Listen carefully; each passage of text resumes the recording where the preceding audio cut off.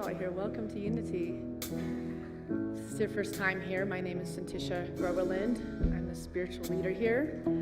And I co-lead the church with Jack Groverland, who is the minister emeritus, and he'll be speaking today an incredible talk on transformation, which I know none of us have been left out of in the last year. Transformation seems to be the topic of our lives. So, do we have anybody that's visiting us for the first time today? Well, welcome. Are you from Boulder, Michigan? What's your name? Nice to meet you. Thanks for being with us today. We have a gift for you. If you put your hand up, they'll bring you a gift from the center. So I'm just going to ask you all to just come in the presence of the room, and we're just going to say a prayer and come in the presence of this holy and sacred space. I'm just going to invite you to leave the world and the difficulties of the world outside these doors today. Just take a deep breath and recognize that this next hour is a gift from God for you to connect with this greater potential, this greater love. We call God source, spirit, energy, whatever vehicle makes you feel divinely connected by this powerful love. Spirit, we give thanks for today. We give thanks for everything. We give thanks for the transformation that's taking place within each and every one of us as we all are heightening our consciousness, moving towards our unity and oneness, and remembering that we're all sisters and brothers on this journey together, whole, kind, loving, caring. It feels good to sit here and remember our true connection with one another. And give thanks for this time for community and music and inspiration. And so to this I say, amen. So we're going to start with some opening music, and you're welcome to join us, and eventually you can stand up and sing with us as well.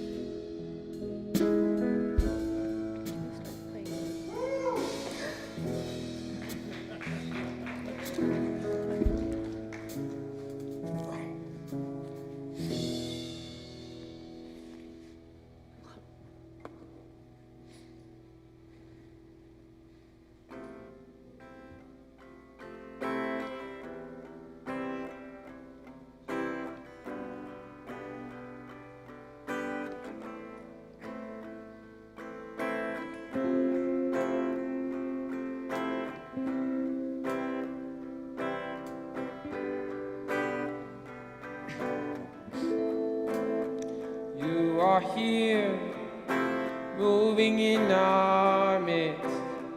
I worship you, I worship you. You are here, working in this place.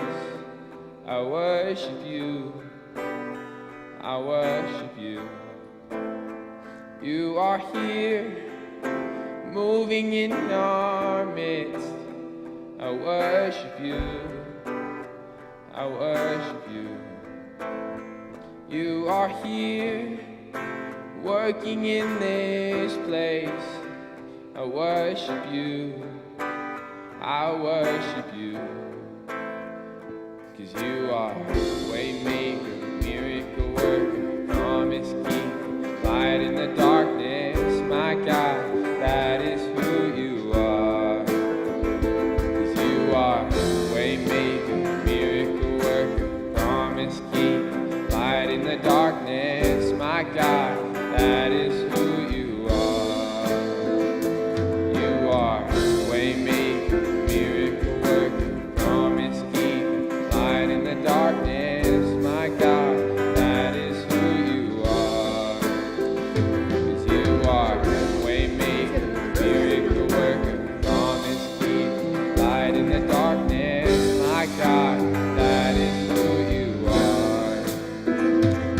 are here, touching every heart. I worship you, I worship you. You are here, healing every heart. I worship you, I worship you. You are here, turning lives around. I worship you, I worship you. You are here, mending every heart. I worship you, I worship you. 'Cause you are waymaker, miracle worker, promise keeper, light in the darkness, my God, that is who you are. 'Cause you are waymaker, miracle worker, promise keeper, light in the darkness, my God, that is who you are. 'Cause you are waymaker, miracle worker, promise keeper, light in the darkness, my God, that is who you are. 'Cause you are waymaker, miracle worker, promise keeper, light in the darkness, my God, that is who you are. That is who you are. That is who you are. That is who you are. That is who you are. That is who you are. That is who you are. That is who you are. That is who you are. That is who you are. That is who you are. That is who you are. That is who you are. That is who you are. That is who you are. That is who you are.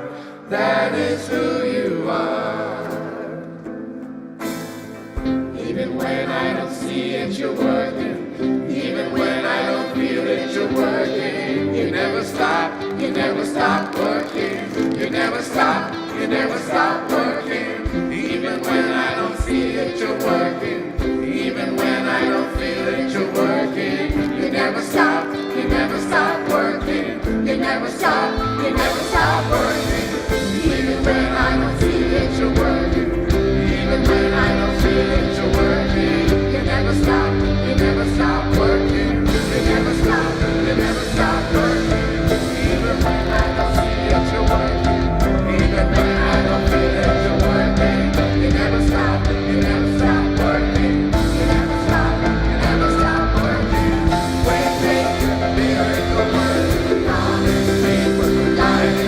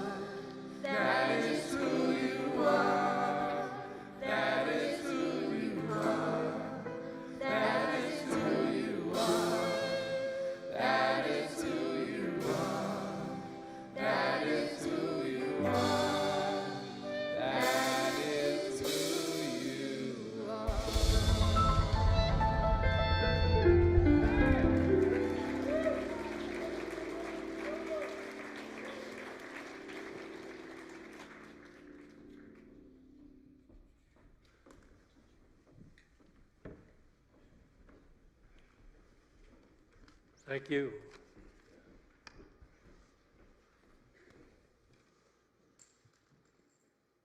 Good morning, everyone.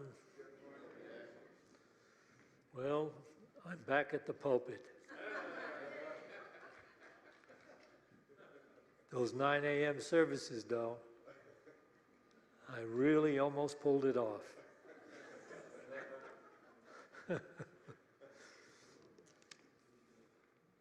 Let's all just take a moment to consider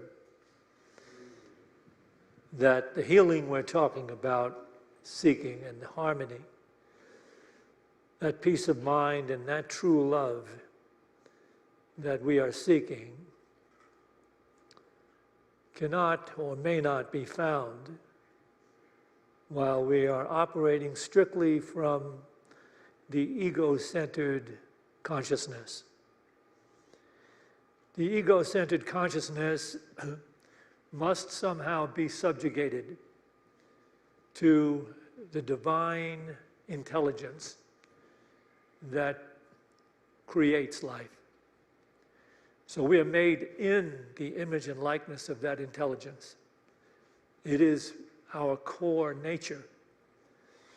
But that core nature must come forward in our awareness. And in that respect, the ego-centered idea of self is or becomes a servant of this divine intelligence and this divine love. Each of us is actually seeking enlightened happiness, whether we know it or not. We are seeking an enlightened happiness, a happiness that does not fail with the changing tides of circumstance. In the changing tides of human beings and the circumstances of life, we are tossed this way and that way in relationship to what the circumstances seem to be in our lives. What we're not aware of because we have been born and raised in an illusionary definition of self. What we are not aware of is that changing tide of circumstances is part of our own projection. You see, we are creating the way we experience circumstances. Each of us is creating the way we look upon and respond to circumstances. So in a sense, you could say that no two people are living in the same world, because each is living in the world of his or her collected beliefs of life. And so what you actually know from your belief or beliefs is what you are, and how life now operates in relationship to what you are. And if there's going to be any significant change, then it's going to require a personal transformation, a transformation in the way we think and believe and perceive. So you see, it's not just a question of operating from, our good intentions. It's a required course in life that we find our way into the higher state of consciousness, which is our true nature that is required to come forth in our perception, experience, and relationships. There's a story in the Gospel of John. It's the first story, or the allegory in John, that relates this personal transformation. I'll share that with you now.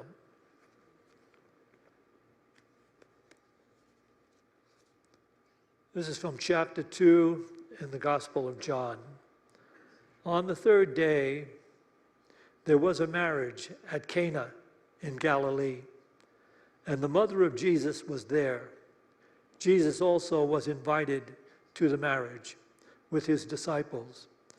When the wine gave out, the mother of Jesus said to him, "They have no wine." And Jesus said to her, "O woman, what have you to do with me? My hour has not yet come." His mother said to the servants, "Do whatever he tells you." Now 6 stone jars were standing there for the Jewish rites of purification, each holding 20 or 30 gallons. Jesus said to the servants, "Fill the jars with water," and they filled them up to the brim. Let me put this on the PowerPoint. Okay, no, not yet. Just leave that for now.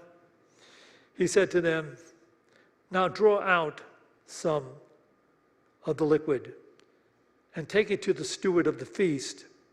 So they took it to the steward. And now we can have, when the steward of the feast tasted the water now become wine and did not know where it came from, though the servants who had drawn the water knew, the steward of the feast called the bridegroom and said to him, "Every man serves the good wine first, and when men have drunk freely, then the poor wine, but you have kept the good wine until now."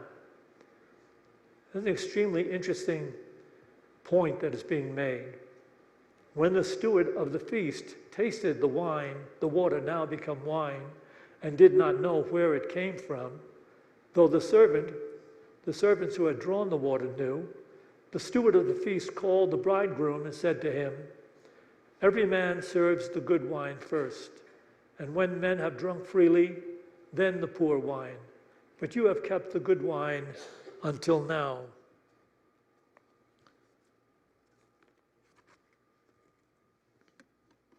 There's some highly symbolic things being revealed here in this story. But we don't have to be deeply involved in metaphysical interpretation to get it. I'll give you a quick thumbnail on the deeper aspects of the metaphysical in this story. The 6 stone jars of Jewish purification, they represent the purification of the mind on its journey into the enlightened level of awareness. And you see, they had to be filled up, and they were filled up to the brim, which means at some point, the 6 of the 7 spiritual chakras of the mind-body relationship was completed. And it became the divine wine of the 7th chakra, which is in the center of the head, which is the pineal gland, and it overflows, and you have that divine transformational experience. You have an experience of God consciousness. And what comes out of that experience of God consciousness is a revelation that you are not the separate, ego-centered body self that you have possibly been living from in your entire life. The revelation is that you are not that. That everything you look upon from that point on, everything you encounter, is one with your true nature and awareness. It is one. It is the God self. It is the one in all, the all in one. That is the truth of existence, of all life. It is the truth. It is the truth that we don't necessarily, from our inception into physical life, carry with us. Well, our inception into the physical life is a life in which we perceive everything through the sensory apparatus of a physical definition of self. which is simply a projection, and it brings about all manner of fear, concern, worry, dis-ease, and limitation. That is the world. Fear, worry, concern, dis-ease, and limitation. That is the world of the physical life. That is the world that the Master of Life said we must overcome. We must transcend if we are going to enter the consciousness divine, or the kingdom of God, or heaven. So heaven is not a place, it's not even a condition. It's an awareness of perfect oneness. Nothing outside this oneness. There is only one. There is only one.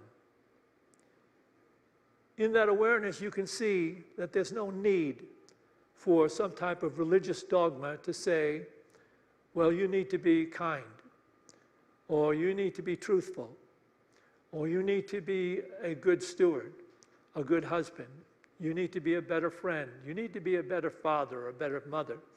You need to be really aware of the fact if you're opening this business, you don't want to really pollute the rivers that run by your factories. You don't really want to do that.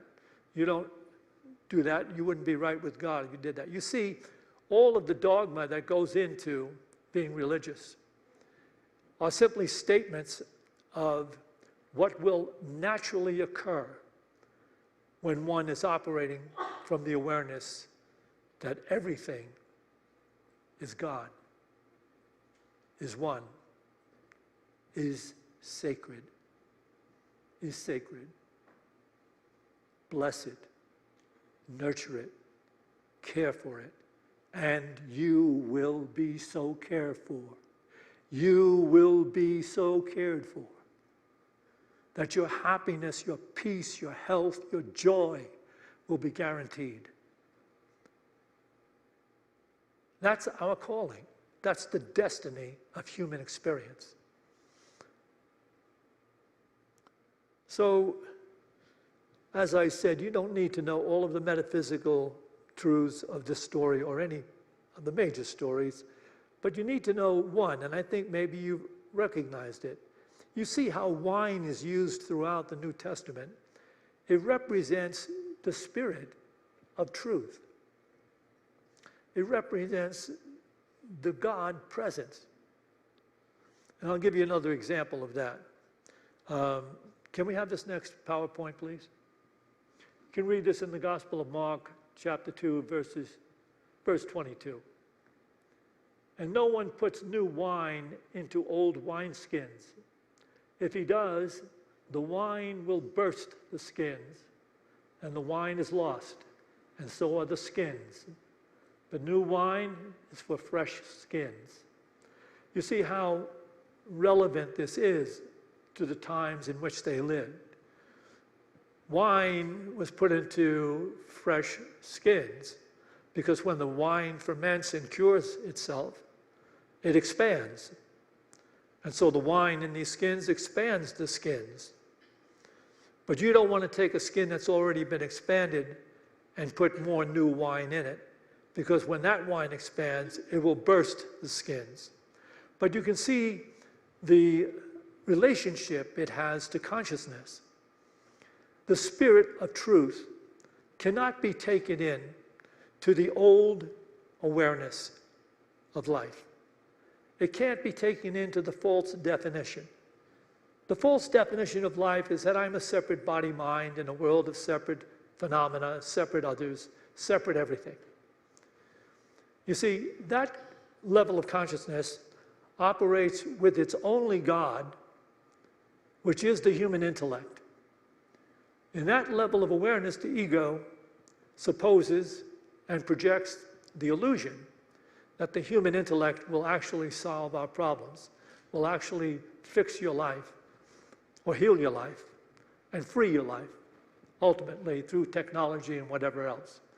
It has never happened. It can never happen, because we are not separate physical body selves in a world of separate phenomena. We are divine soul beings going through a human experience. And we're going through for the aspect of being able to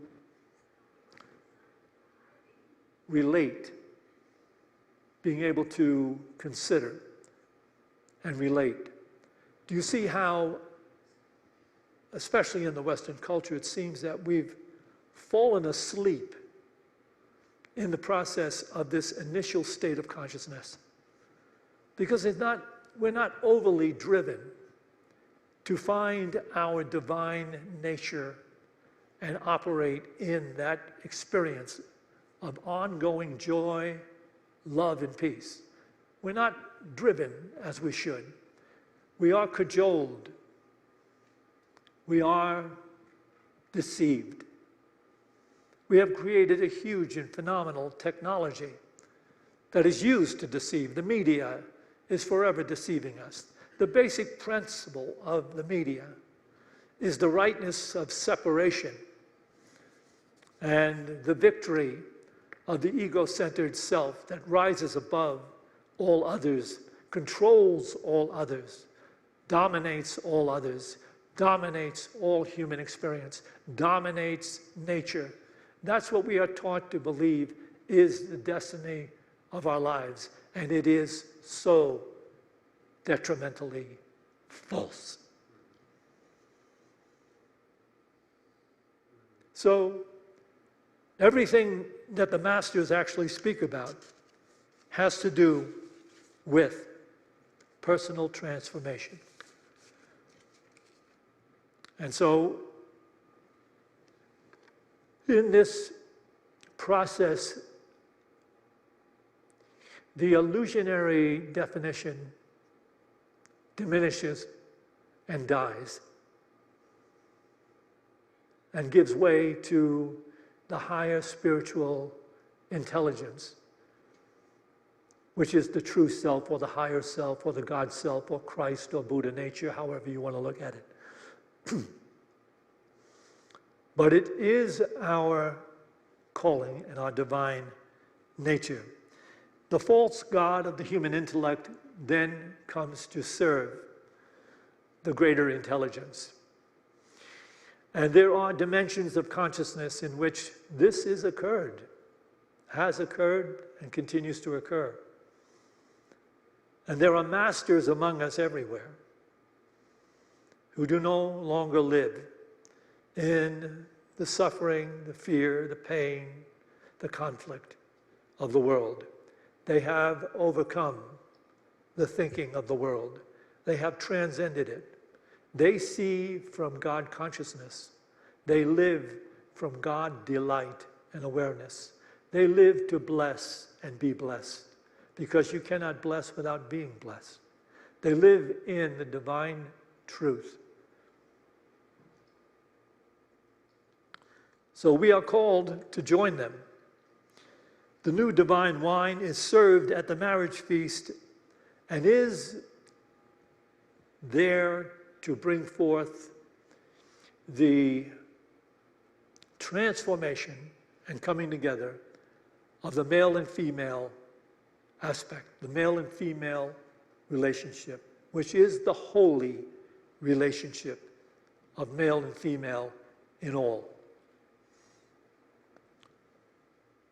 The holy relationship is something that occurs within us, so that you can see from the initial state of awareness, we are so strongly male or so strongly female that we are pursuing completion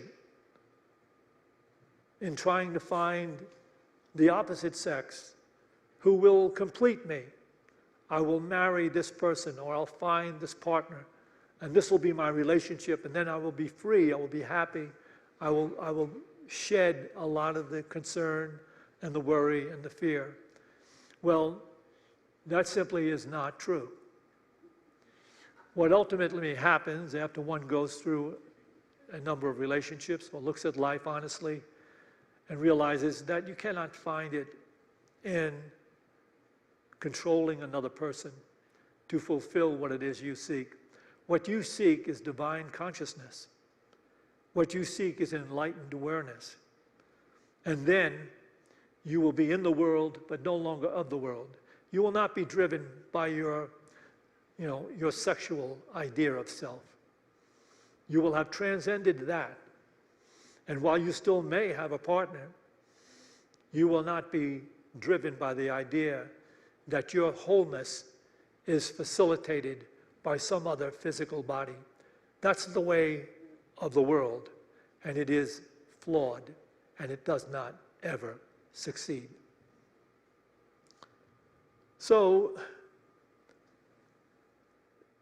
the Course in Miracles is continually pointing to the idea of the holy relationship. It's a shift in consciousness that cannot be accomplished by the human intellect, because the human intellect can take in all of the knowledge it can possibly get in.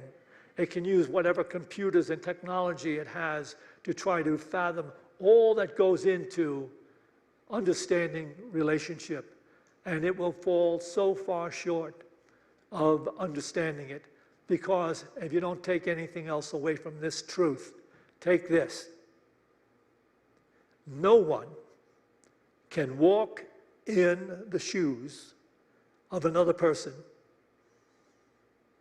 and understand what motivates that person from his or her collected set of beliefs.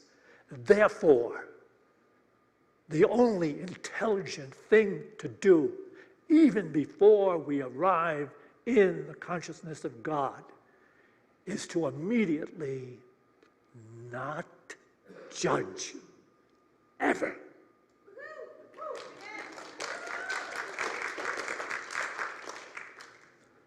So, on this journey, we will arrive at that in many different ways. We are taught that by life itself.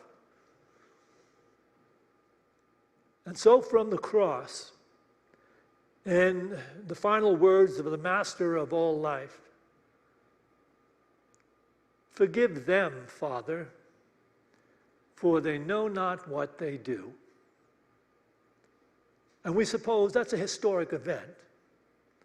Jesus was a brilliant, maybe enlightened man who taught love and healed. And he was crucified. And we think, well, it happened 2,000 years ago, because we think so totally in the physical. But that's not really what's being related by this beautiful cosmic story. Christ was not just crucified 2,000 years ago. The divine nature, which is Christ in you, and you, and you, and you, and you, and me, and all we look upon, is crucified as long as we are living in the illusion of separation, which brings forth a terrible expression of experience, which is me first. My self-interests must precede me. I must figure out ways to control the conditions and circumstances around me so that I can get them to meet my personal desires, my dictates, my demands.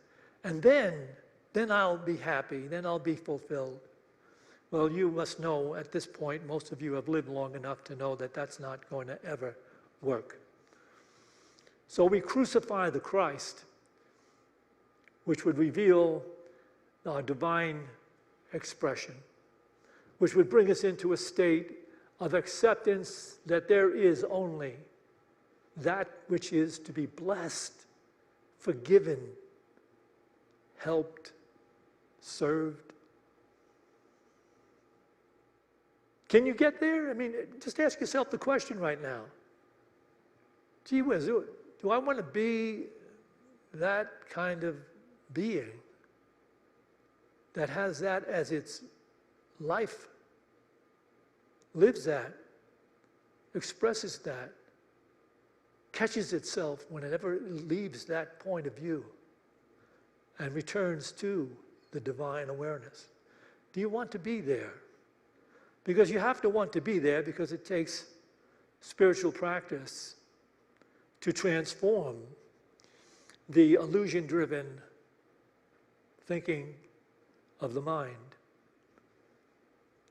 Now, you can either do that, which is it's not that easy, it's something we do, or you can go out and buy some East Indian religious clothes and wear them as I do,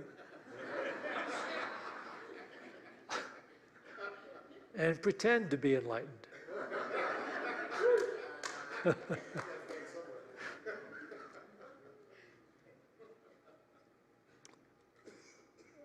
Let me share this with you from the Course in Miracles about the holy relationship.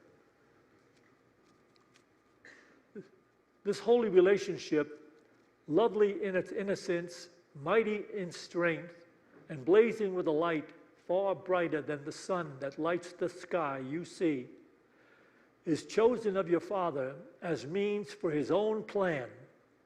Be thankful that it serves yours not at all. Nothing entrusted to it can be misused, and nothing given it but will be used. This holy relationship has the power to heal all pain, regardless of its form. Neither of you alone can serve at all. Only in your joint will does healing lie. For here your healing is, and here will you accept at one-ment. And in your healing is the sonship healed, because your wills are joined. And take that back again, for those of you that may be used to A Course in Miracles. This holy relationship, lovely in its innocence, mighty in strength, and blazing with a light far brighter than the sun that lights the sky you see, is chosen of your Father as means for his own plan. That means this is the plan for transformation. This is the plan for all human beings to come into and serve.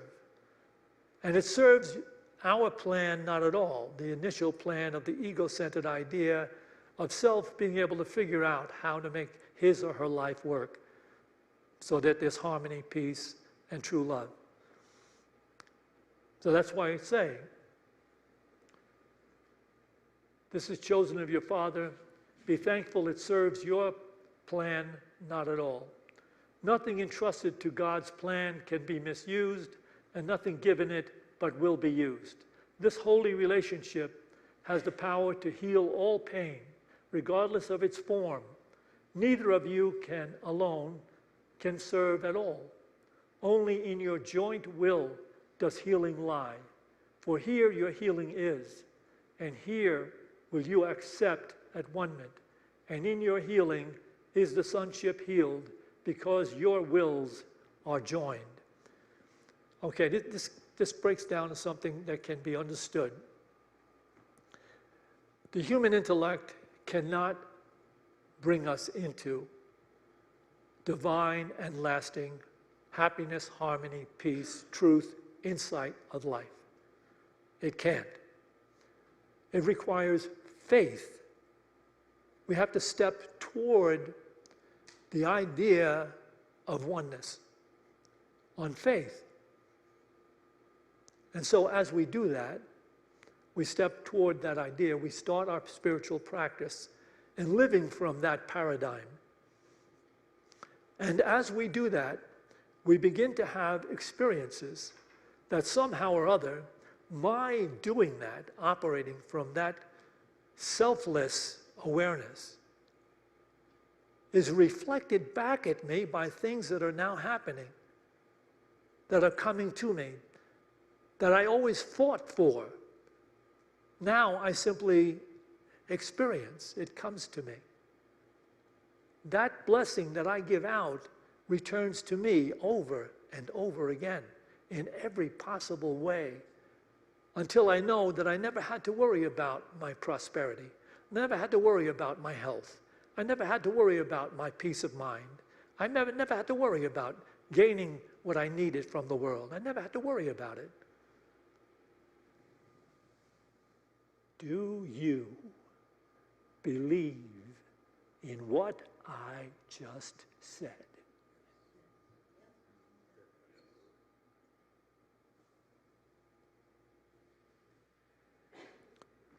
So we go on from there and know that our journey then, starting with some faith, to remove the blocks to love. Because this divine wine, as it flows into us and into the mind and begins to reveal that we are one, we start operating from the idea that we are one on faith. And so we learn how to pause whenever we're holding negative thoughts, impressions of others, and we pull back and say, no, let me do this differently this time. Let me just seek peace, blessing, truth. And so as we do that, we begin to recognize a change in what's occurring in relationship to me. Not only do I feel good, but I am receiving good from every possible way. I am transcending the thinking and fear of the world in doing that. So, as not to, I have time to share this video. It's like to let you know that there are masters upon masters that share in this truth. Can we have this video, please? Well, now, really, when we go back then to falling in love and say it's crazy, falling.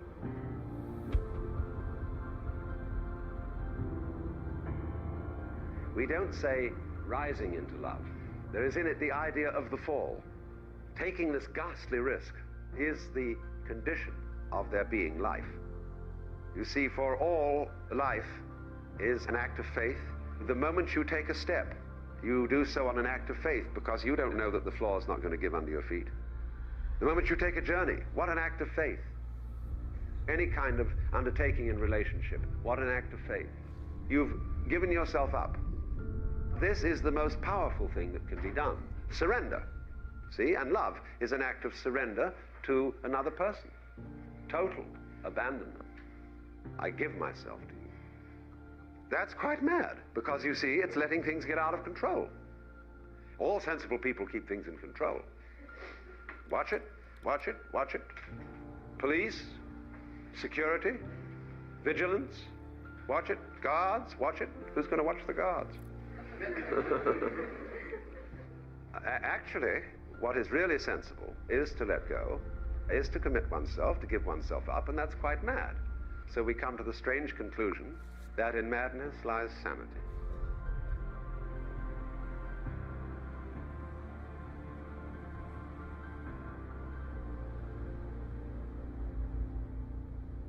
When you fall in love with somebody else and you trust them, they may, as a matter of fact, not fulfill your expectations. There will be disappointments and failures and disasters as a result of taking these risks. It's a gamble. But that risk has to be taken. The alternative to taking that risk is much worse than trusting and being deceived.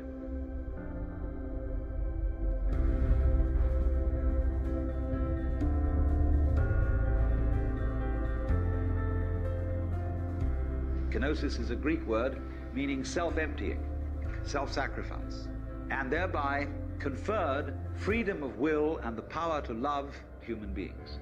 And people who give the power away Are tremendously strong personalities.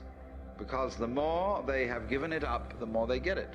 You know, you do this complete let off of control. It's a lovely irresponsible state to be in.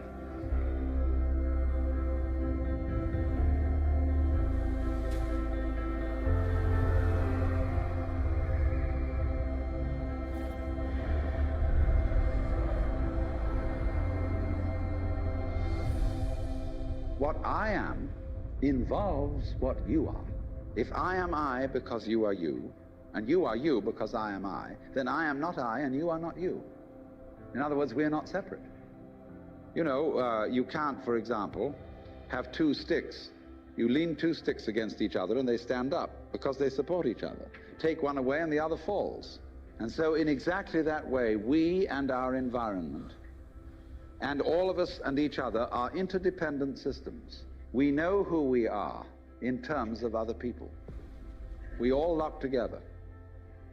And therefore, that what you call the external world is as much you as your own body.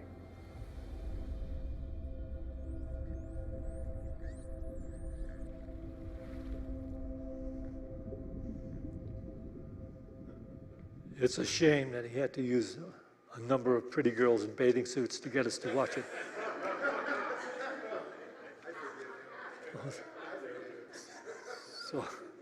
So how many of you got the truth of it?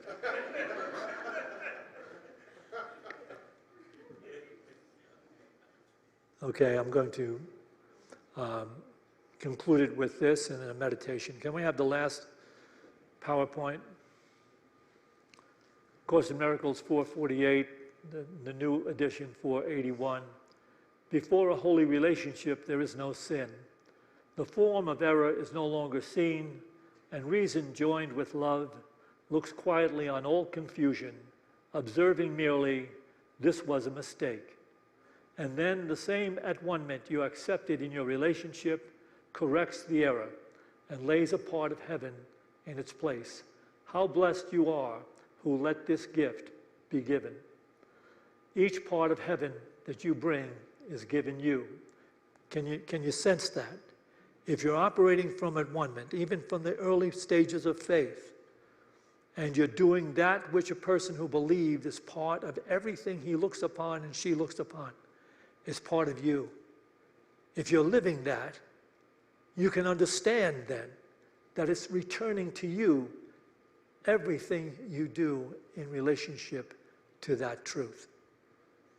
And every place in heaven that you will fill again with the eternal light you bring shines now on you.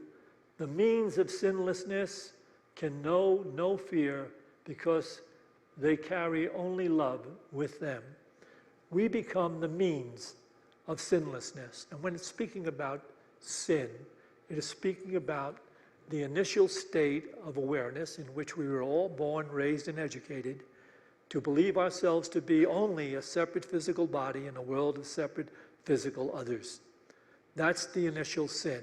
And there is no sin in the transformation of awareness and the consciousness that everything I look upon and everything I see is all part of me, one with me. Let's take a few moments, take a couple of deep breaths, and relax. And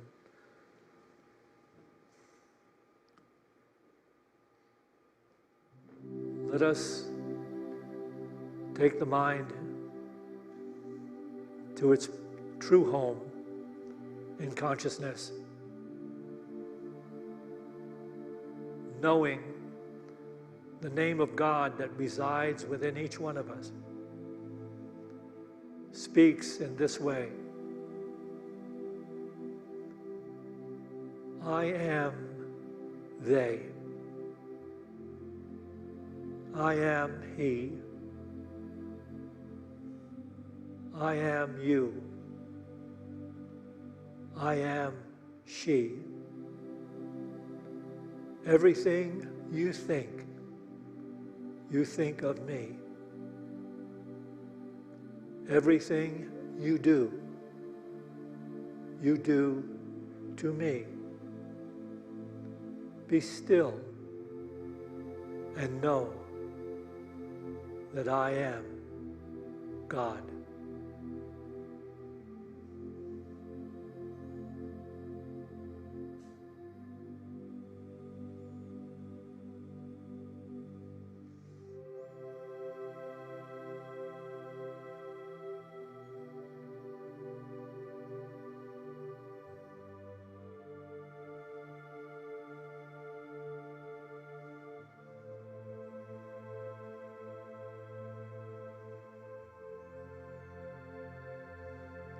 I am they.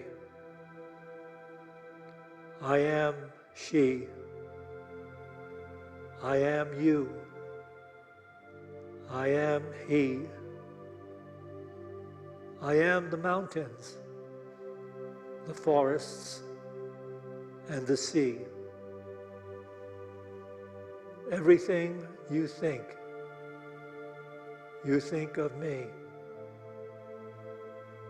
Be still and know that I am God.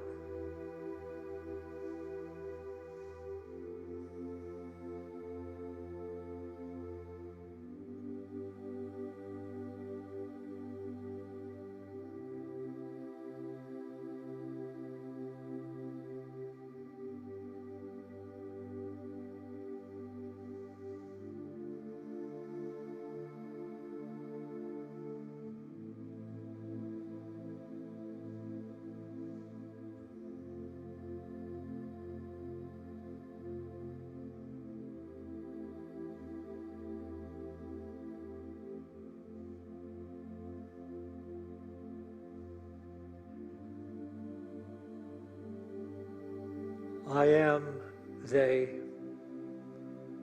I am he. I am you.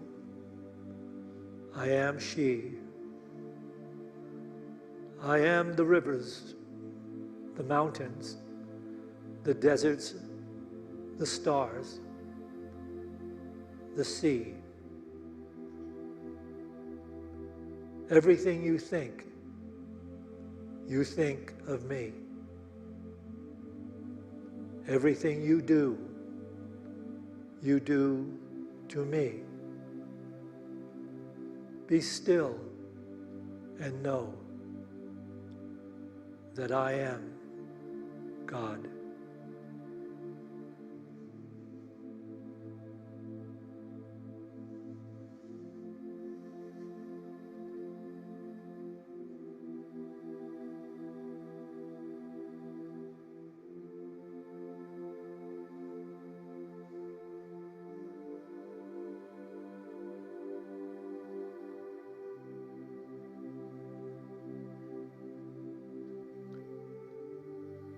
As we go forth from this meditation to those places we occupy in time and space,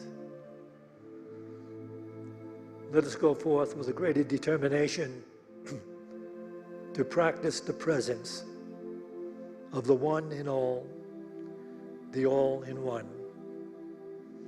And for this opportunity in each moment, we give thanks. To this we say, Amen.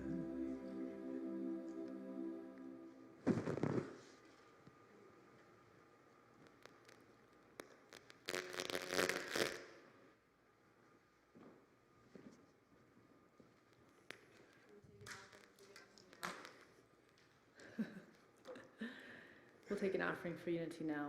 And for those of you that are joining us online, we have a few ways that you can tithe with the text to tithe, or there's a link just below any way that you're watching, which is YouTube or Facebook or on our website, and you can tithe that way.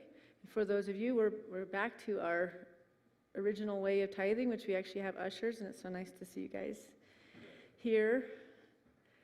So let's take our offerings in our hands and bless it with this offering statement. Divine love, through me, blesses and multiplies all that I have, all that I give, and all that I receive because I give. We're so very grateful at Unity and receive these gifts, and it keeps us with the doors open and operating in this world, and we are so very grateful. I want to let you know today we have a very special treat. The musician that is here with us today has performed for over 15 years, sharing her voice, songs, and spirit at services, conferences, and sacred events alongside Reverend Beckwith at the Agape International Spiritual Center, authors Neil Donald Walsh and Marianne Williamson, and at Centers for Spiritual Living, Unity Churches, and in the Jewish community nationwide. She's a featured song in the children's film and accompanying soundtrack of Clifford's Really Big Movie. And Laura has 5 studio albums to date, and her passions also include creating pathways between Judaism and Christianity, sustainable living, and healing and redemption for all. Let's have a warm Boulder welcome for Laura Berman. Thank you.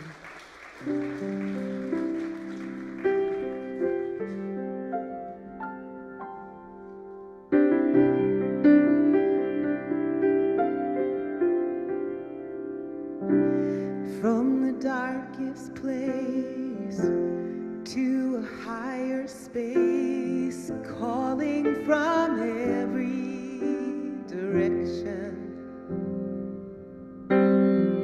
On every single path I have stood strong and cowered fast. What a strange perception. Well, life is demanding, but I am understanding. The best I could was where I stood for a higher good and a greater truth. Where once it was covered, well, now I have proof. There's a bigger lesson, one I never expected, rising up from misunderstood, a higher good. Oh.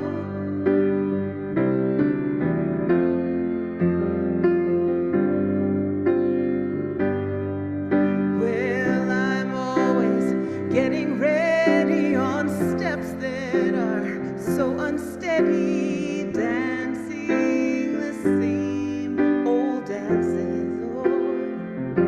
Oh, and I'm not really sure how to fit myself through the door. Well, it's all part of taking chances. Well, life is demanding, but I am understanding. The best I could was where I stood for a higher good and a greater truth. Where once it was covered, well, now I have proof. There's a bigger lesson, one I never expected, rising up from misunderstood.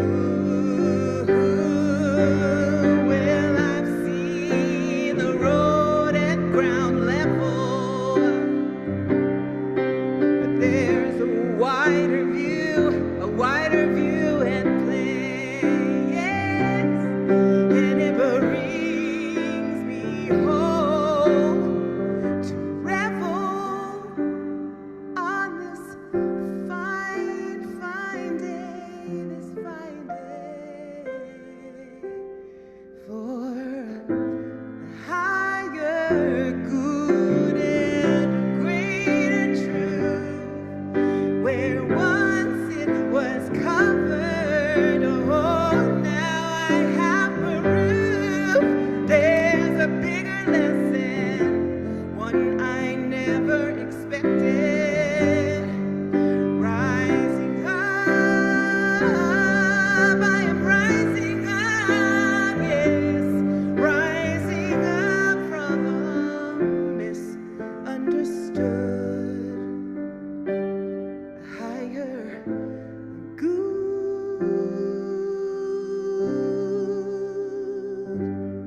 higher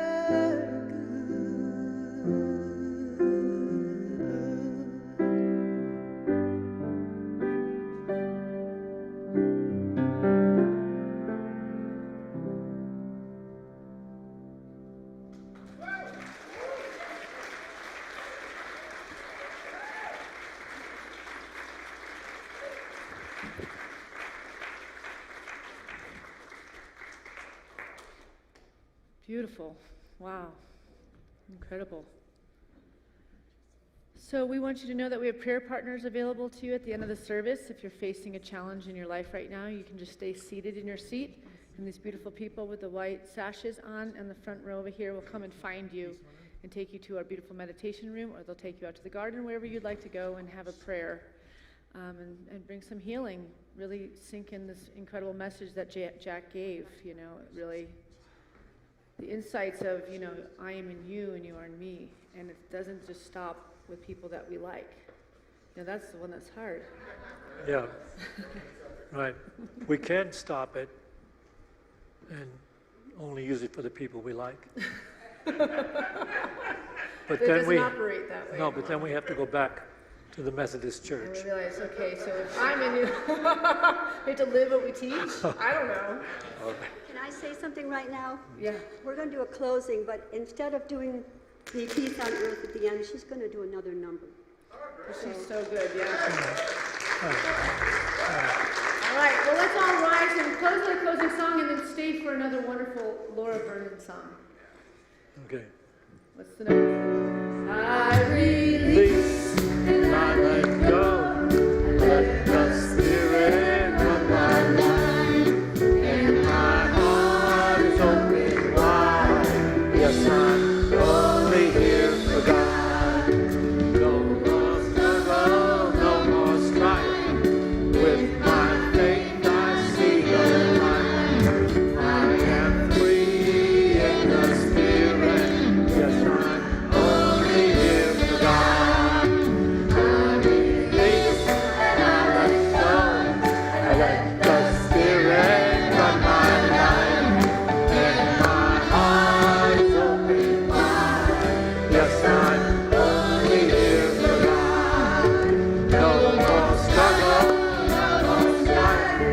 With my faith, I see the light. I am free in the Spirit. Yes, I'm only here for God. I release and I let go. I let the Spirit run my life, and my heart is open wide. Yes, I'm only here for God.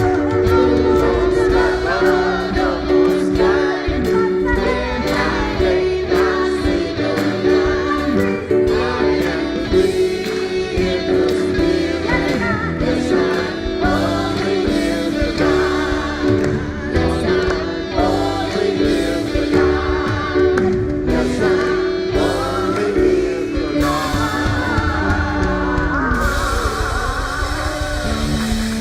Yeah. We have refreshments, tea and coffee in Fellowship Hall. And let's listen to another beautiful song before we go there. Thank you so much. And she also has CDs for sale in the lobby right after the service. I love impromptu. Thank you so much. Well, let's do this one. This is called I Realize. It's very fitting for this morning's talk, and we can sing together. There's a part at the end I'll teach you. It's real easy. Living large in a tiny square, broken pieces seem to lead nowhere. Why do I feel that my life is just pretend? All my dreams staying way too small. They lead me back to where I started from. How can I move when I fear what lies ahead? Well, there's more than what I see. Each step brings me closer to me. Oh, I realize it's inside of me. Yeah. I realize there are no walls in between you and me and this holy word. You and me, God.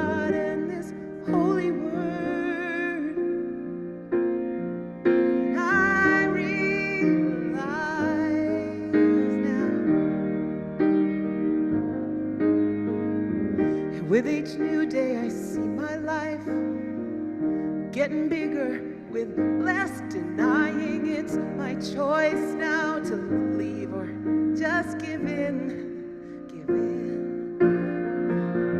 And every morning I give thanks, amen, to all the growth I've experienced. And I've become a dream that's worth believing I am. Well, there's more than what I see, there's more. Each step brings me closer to me. Let's sing. I realize it's inside of me. I realize there are no walls in between you and me and this holy word. There are no walls between you and me and this holy word. Well, it's a long road, but one I choose to travel through this lifetime. And I'm learning what not to do. Believe me, yeah, believe me.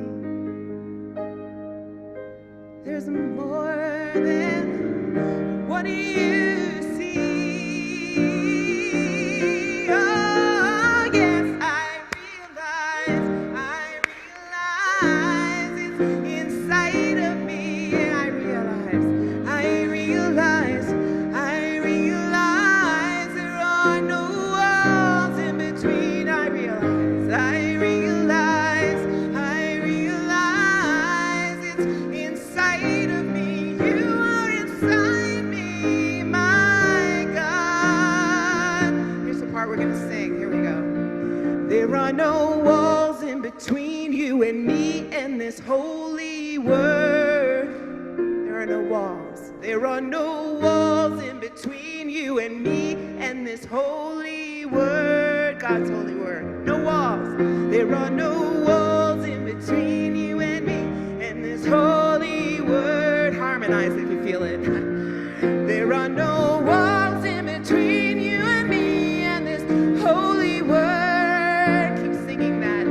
Oh, there are no walls in between you and me, God, and your holy word. You and me and this holy word. I know no walls in between you and me, God, no walls in between you and me. I know no walls, there are no walls between you and me and your holy word. We realize now there are no walls between you and me. All of we, there are no walls. God, I know no walls between you and me. I realize.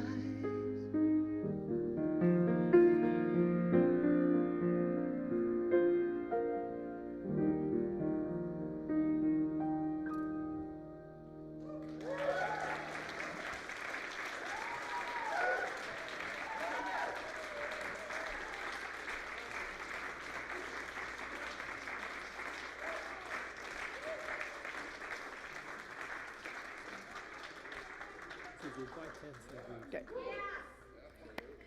Come back soon, yes. Have a blessed week, everyone.